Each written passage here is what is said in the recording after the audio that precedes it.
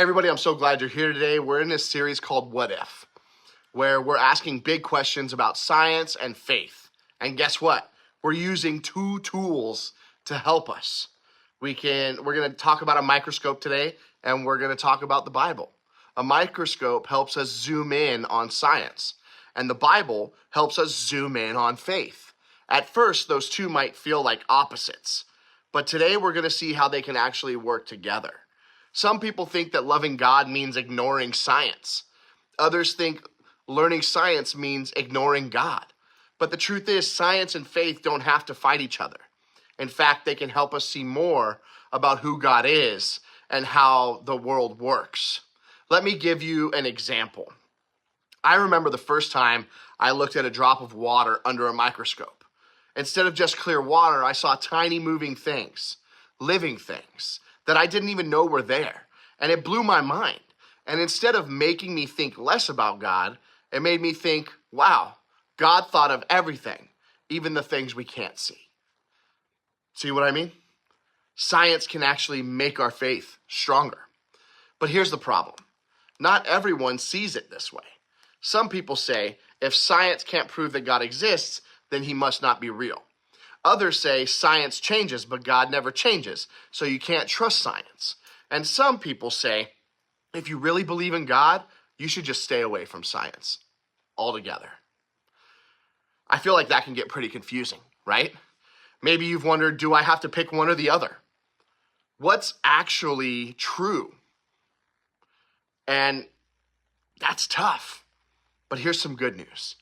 God gave us brains, and he gave us the Bible, God's inspired word. And God invites us to use our brains and ask questions.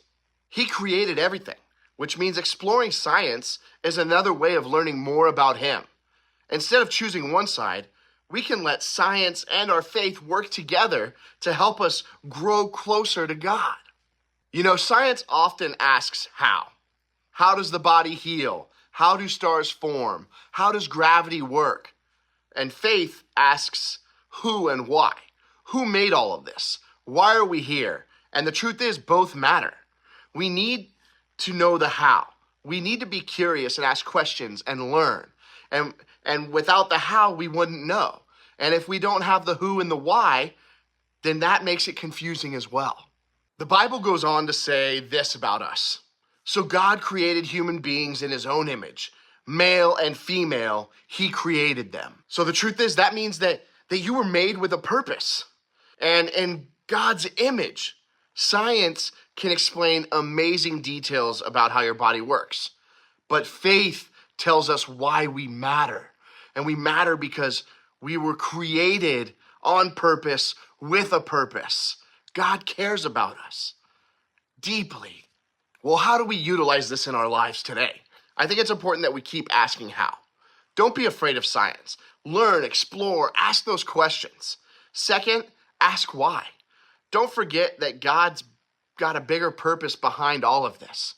And three, bring them together. Let the how and the why work together and make your brain curious so that you can grow in your faith with God. Have a beautiful week, everybody.